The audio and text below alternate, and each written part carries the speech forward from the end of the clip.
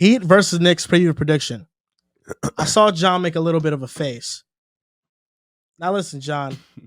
When are you gonna stop disrespecting the Knicks? You had us losing in the first round. You quickly flipped us out on that. On the Cavs, I flipped. And also, not the Knicks. I want to let you know, he can flip as many sides as he wants. He never flipped as many as me. So you better respect your lane, buddy. You're right. Because I'm flipping more. He's your junior. When it comes to the Knicks third. and the Heat, this is why I have the Knicks in 6. Listen, I'll give the Heat their respect. This is from Coop NBA on Twitter. Jimmy Butler attempted 50 pull-up jumpers against the Bucks, coming out of the series with an EFG of 58% on those shots. His average effective field goal percentage on those shots was 39% over the past 4 seasons. So this past playoff series, he took a 20% jump in his efficiency. And this year was the most efficient year of his career, and he was 43% on those shots, which means he was on godlike mode efficiency. And the Heat took 152 contested threes in the first round, making 43% of them. In the regular season, they shot 34% on those attempts. And last year, which was their best shooting season to date, they shot 37% on those attempts. Meaning Jimmy Butler's mid-range pull-up jump shooting and the Heat's making of contested three-point jump shots, to me, was an anomaly. And here's the other kicker. Miami's EFG as a team on their 155 pull-up jumpers in his series was 59%. The highest mark of any regular season team over the past 10 years was 52%, and that was a 73-win Warriors. Right. What the Heat just did to me feels a lot like an anomaly. I think they come back down to earth, and I think Tom Thibodeau has a better defensive game plan for Jimmy Butler. This guy's serious? What? Yes, I'm serious. Are you dead ass? What do you mean, are you dead ass? You just curse, John? I'm sorry, he curses, bro. I don't hear John. No. Listen, because John is that's John is about to say some baloney. I really hear you curse. John is about to say some baloney because John, before the season, was on his podcast and gave me a list of mid-ass head coaches and try to downplay Tom Thibodeau. Right. And one of the guys he named was Willie Green, and he wanted to have a legit 10-minute argument with me on why Willie Green might be a better coach than Tom Thibodeau. How about you respect the coach of the year? How about you respect him? How about you respect a coach and a front office who made one of the best offseason additions in Jalen Brunson today? John, respect Tom Thibodeau. Right. Because as much as you want to downplay Tom Thibodeau, defensively, he is a tactician. He's not going to play this drop coverage that Mike Budenholzer played one, because I don't care if Brook Lopez was the better defender than the regular season. Mitchell Robinson's a better defender than Brook Lopez. He can protect the rim just as good. He can guard in space just as well. And he doesn't have to sag off 5 feet in space and drop coverage. Mitchell Robinson will play up on all these screens. And guess what? We're getting Quentin Grimes back. We have Josh Hart. We have RJ Barrett. We have IQ. Some good perimeter defenders. Do you have Julius Randle? We're going to be doubling Jimmy Butler. Julius Randle was a no-show the first round. We beat the Cavs in 5. Okay. If Julius Randle even plays average, we're beating the Heat. And this is going to be an easy series if Julius Randle is on one. And then I look at this. If he's on one. The Miami Heat's hot three-point shooting. Jimmy Butler went from 35% from 3 to 44%. Vincent went from 33% to 42%. Martin went from 36% to 44%. Kevin Love went from 30% to 43%. Kyle Lowry stayed the same. Duncan Robinson went from 33% to 74% in this series. We are going to be better defensively. Jalen Brunson, we know he's him. RJ Barrett has been playing well recently, and he always plays well against the Heat. Last year, he had a 46-point game against the Heat. In the regular season? Yeah, but he plays well against them. So respect RJ, please. I was just asking. Julius Randle played good against the Hawks too in 2021, the regular season. He did. And Julius Randle, I think, will fluttered. Julius Randle will play well. And I think we beat the Heat in many areas. I think rebounding, transition points, our bench is better. We have more depth. Rim protection, I'd take you guys. I think the Knicks are just a better team. and we're going to Eastern Conference Finals, baby. We're going to Eastern Conference Finals. The roller coaster And it's funny because Knicks fan is crazy. And I want to apologize to my New York Knicks because I slander Riv a lot because he was low on us because he called us a lottery team before the season. He didn't believe in Jalen Brunson. There's a lot of things this guy got wrong with the Knicks, but I say I wasn't perfect. Jalen Brunson, I was right on. Quentin Grimes, I was right on. I still didn't think the Knicks would be this good. I had them as a playing team, making a play-in. I didn't think there was going to be an Eastern Conference Finals team. But listen, we're legit. I had them as a 10 We're seed. legit. No, you didn't. You had them 11. outside. You had them 11. Who had in front of them? You had the Bulls over them. So I had respect. No, I don't think I had Washington. Respect. You had the Raptors over them. You had the Bulls over them. The Knicks are making the Eastern Conference Finals. You could stamp that. And we talking about an ECF, Celtics and Knicks. We played them really well. You do. Listen, Knicks can make the finals too, but I'm gonna just stop at the Eastern Conference Finals from now. I think we're making the Eastern Conference Finals, and it's gonna be a good day in New York. I'm ordering a Jalen Brunson jersey today with the 150 you sent me. That's what it's going to. Jalen Brunson. 75. You got them. You got them. Nah. This deal, it's over. Bro, come on, bro. He missed 6 games. Sorry. Then Joel has to pay you his bread. What are we doing here? He should. I agree with you. Come Drew. On, he should. Unbelievable. Now, John, what's your gripe? Because you've been down on the Knicks. You continue to be down on the Knicks. And your only reason you can give me is Julius Randle. But we just beat the Cavs without Julius Randle, basically. Right. So let's talk about it. So the Knicks this year are 3-1 versus the Heat. Their only loss came in late March. Look, so there's a couple of different fascinations I have with this series. Number one is, can the Heat shoot as well as they did versus Milwaukee? And the answer to that question is no. But Milwaukee's defense is similar to the Knicks in the sense that they do give up open shooters. And what helped them against the Cavs is that they had 2 shooters and they could put 2 on the ball and pick and roll. They had nobody 3 through 5 who could space the floor. But with the Heat, we saw that small ball lineup with Caleb Martin. Bam's not going to space it, but he can knock down the mid-range shot. And also a guy like Duncan Robinson, who is getting hot at the perfect time now. They have a lot more shooting than that Cavalier team. A lot more. And Jimmy Butler this year did shoot a career high for mid-range as well. This was his best regular season. But we know Jimmy Butler, he is a playoff performer more than anything else. I think this series is going to be one of the hardest to predict because we don't know what's going to go on with Julius Randle. If Julius Randle is not playing games 1 and 2, the Knicks might lose 1 or 2 of those home games.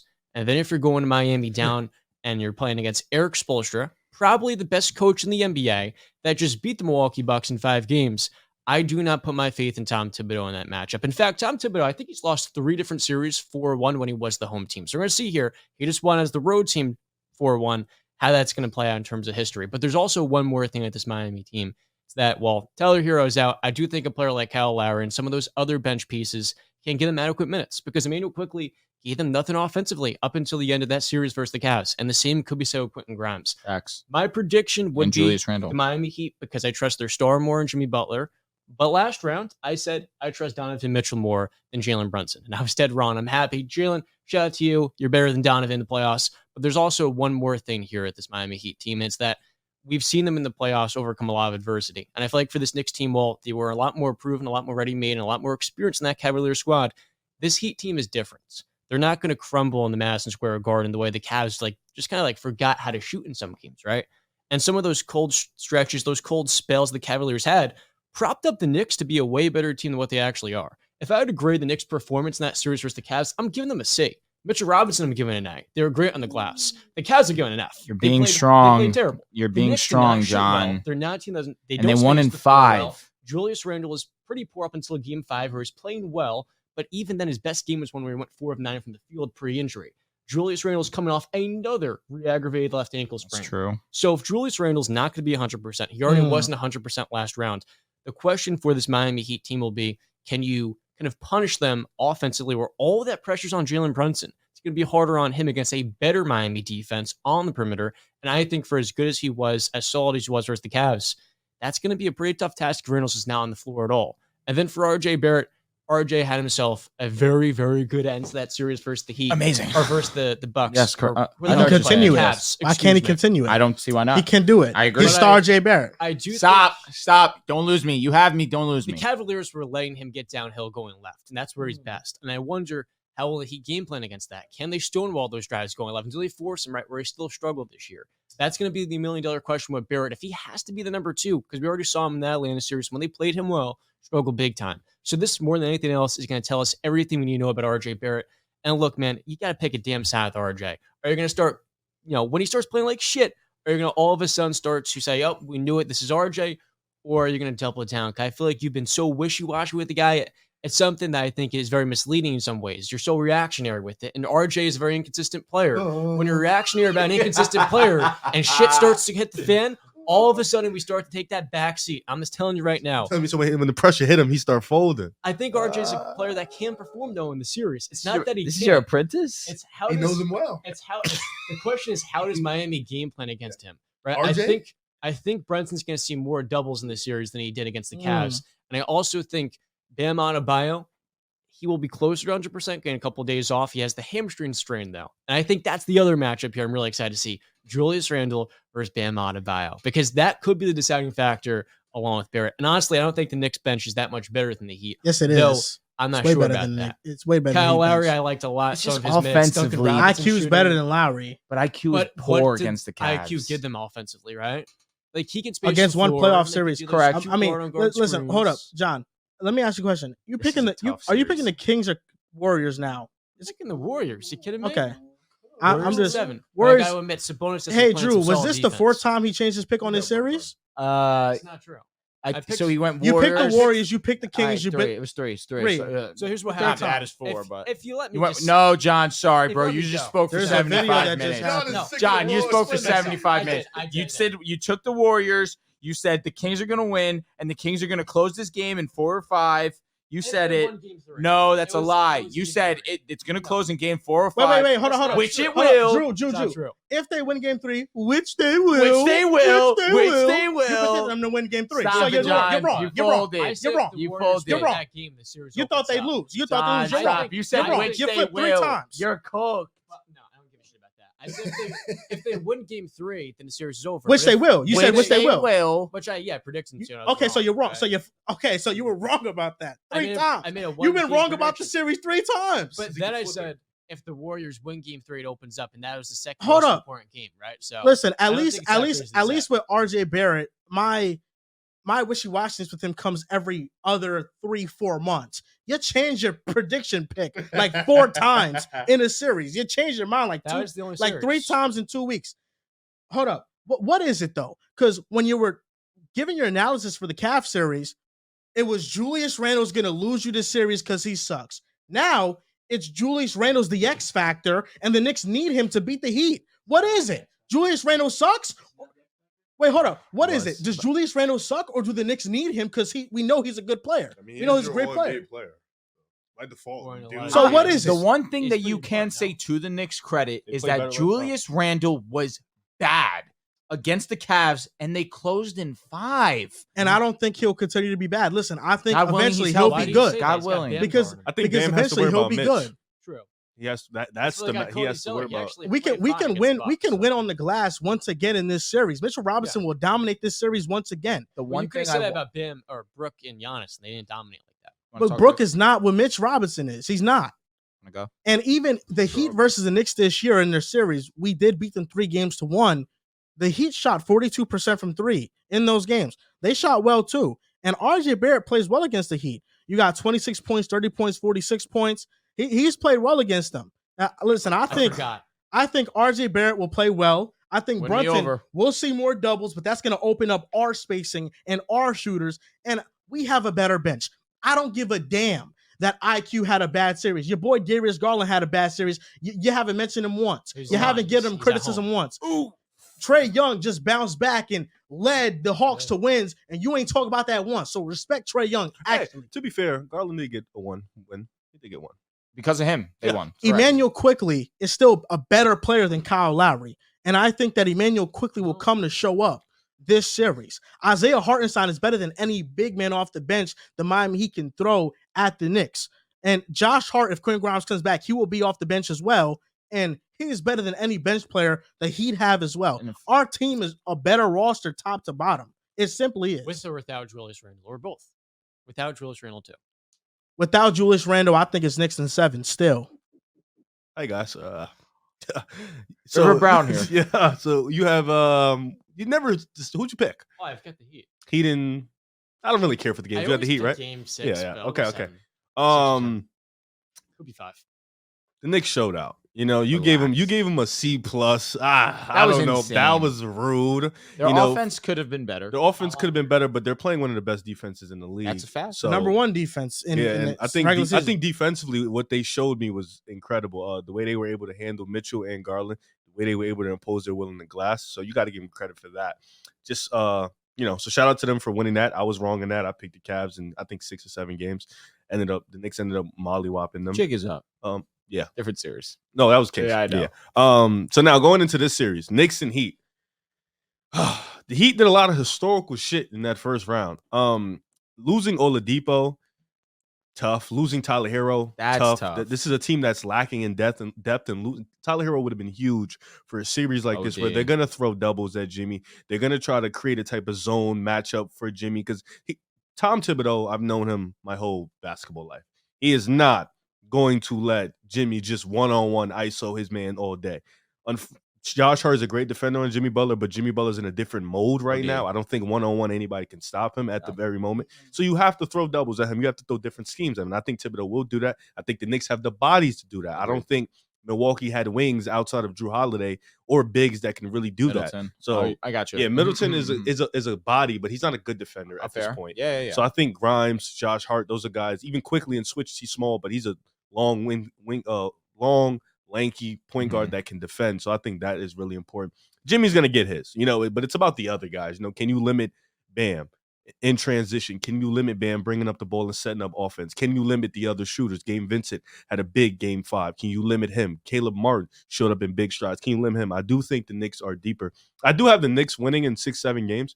I think this is going to be a dogfight with respect to Jimmy, but I think the Knicks are the much deeper team. I think Jalen Brunson's playing at a different level right now also, too. I think in the clutch in the fourth quarter, the way he's able to control the game is really, really impressive. Right. I do think Randall, even though he may not play good, they can still win because they're a deep team. RJ Barrett, it really just depends on his matchup because in the Cleveland game, we love to harp on how good he played, but Cleveland wasn't really worried about RJ as much as you think they were on the defensive end. They were it had to be you had to let somebody beat you, and RJ Barrett was the one that they let beat him, and he came to show up. For Miami, this is going to be a difficult matchup for them. They don't have a lot of defenders. Bam and Jimmy are great, but the other guys, it's going to be tough. I do have the Knicks winning in 6 or 7, though. I think they do end up in the ECF. So for me, if the Knicks want to win this series, it's a matter of quickly getting it going this series because offensively, that's where I have concern on both sides of the ball.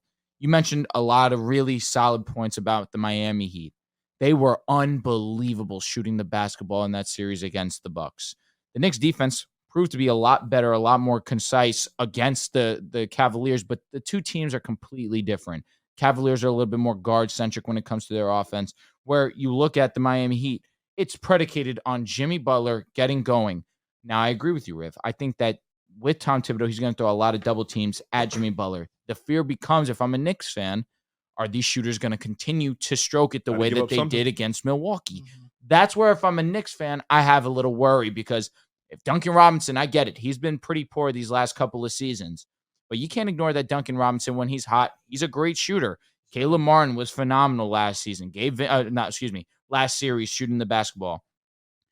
Gabe Vincent was obviously stroking it against Milwaukee too. A lot of these guys. Kevin Love, honestly, you got to give credit to Kevin Love for being acquired midseason, being able to defensively take charges. He's been a gritty guy. He's been knocking down the 3 ball consistently for them as well. So credit to Kevin Love, especially in his return back to the playoffs.